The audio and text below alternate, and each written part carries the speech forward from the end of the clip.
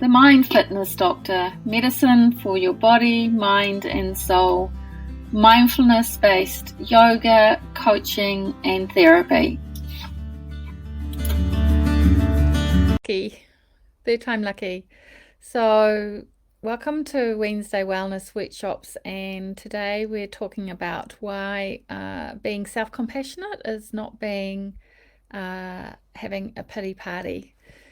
So yeah, last Facebook Live talking about why I'm so passionate about caring for the carers. If those of you that don't know me, I'm Robin Charlton.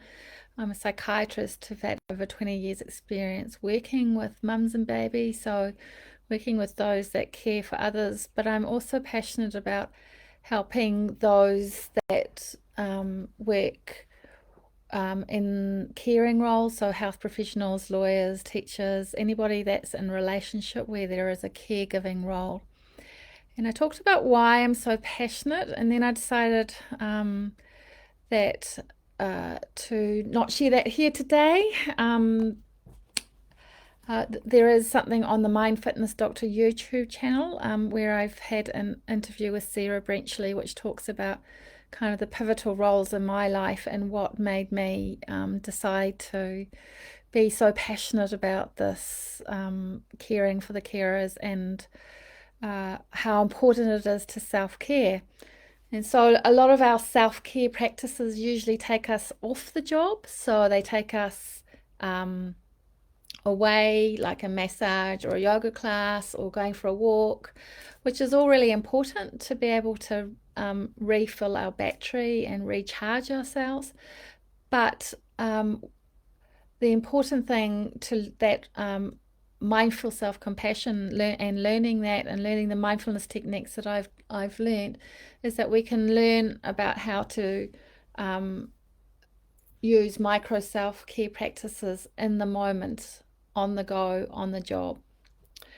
And so today I was just going to talk to you about the neuroscience behind why it's actually not a pity party. So we talk about the pain of connection. So what we have, which is so fascinating, what we have in our brains is something called mirror neurons. And what that means is that we actually feel the emotions of people that we are in interaction with. So if somebody that we are talking to is feeling quite anxious, then we feel that empathetic distress in our bodies just because of our brains, and we're wired like that from generations ago to belong to a tribe.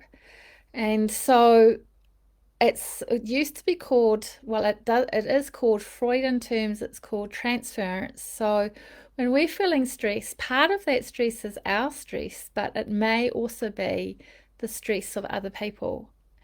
And so then our mirror neurons talk back to the person that is stressed if we're starting to get stressed, and then they pick up on our stress, and then sometimes it starts to escalate. And I'm sure many people that have experienced that experience, we used to call it in psychiatry parallel processes. So a lot of the experiences of what's happening with our mums and babies, the teams around them would start to experience that. And now we know that it's the neuroscience behind it that's doing that.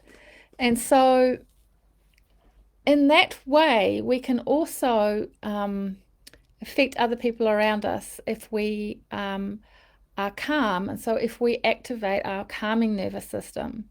So instead of getting into that flight or fight all the time and all of us escalating with our emotions and our reactivity, I'm sure we've all been in arguments with other people where it goes nowhere because everybody's just getting really, really reactive, feeling everybody's emotions.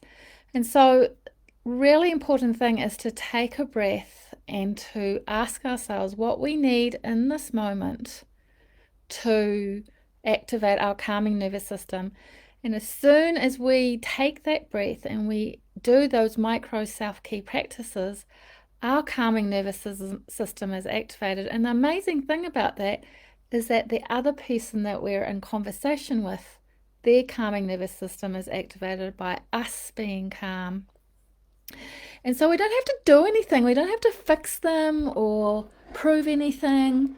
All we need to do is to take care of our own emotions and our own calming nervous system, activate it in some way. And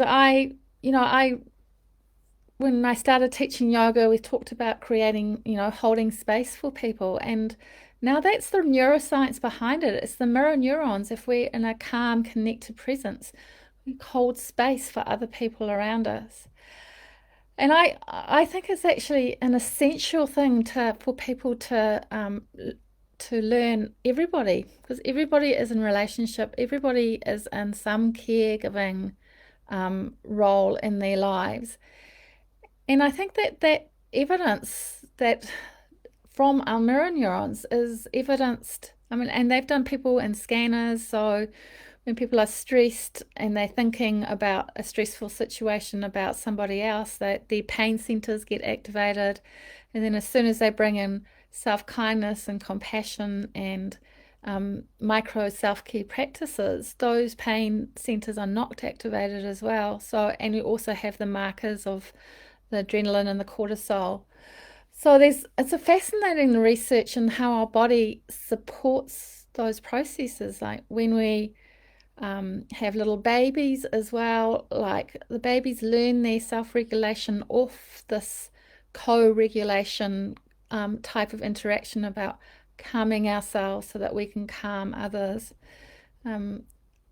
I've been talking this morning in the webinar about how when my youngest child was born, she had a von tooth delivery, and to this day she's got a really sensitive scalp, and she cried for the first 3 days. So von tooth, places that cap on their heads, and nobody could calm her. None of the midwives at the birthing centre, nobody could.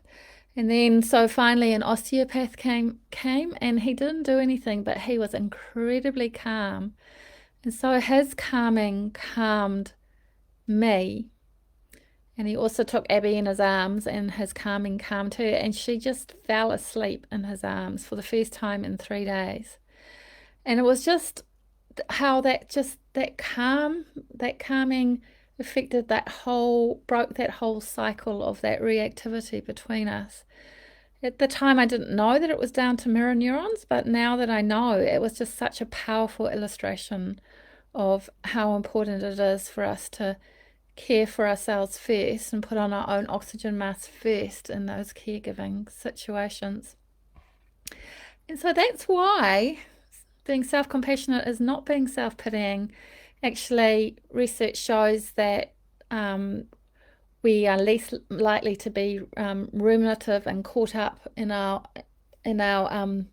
kind of stories in our minds, because we have acknowledged the fact with the mindfulness that things are hard, and then we've asked ourselves, what do we need in this moment, and that we are not alone in this moment.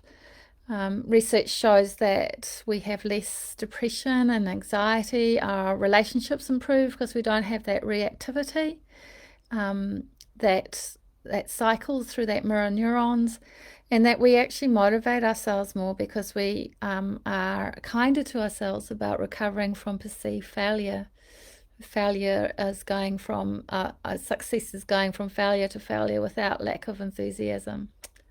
So yeah, just today's why self-compassion is not a pity party, and you're not alone if you think it is. Lots of people have that feeling about self-compassion, but there are lots of myths about it that have been disputed by science. So yeah, if you're liking to learn more about this, we're starting our first Mindful Self-Compassion course next Monday at 10 a.m. at Golden Yogi. There is a link below if you want to learn more. If you want to join us, we'd love to see you. And then we're also planning on doing online shorter courses for health professionals, and we'll keep you posted about when they start. They will be 6-week courses.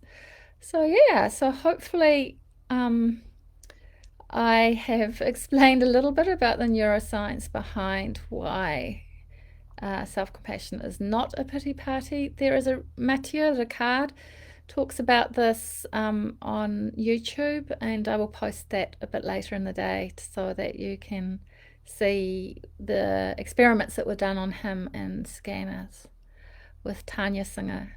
Namaste. Thank you for watching. For those of you that have watched, let's see, there's somebody. Oh, Sue's been watching. Hi, Sue. So yeah, lovely to see you, and may your day be filled with peace and ease. Namaste.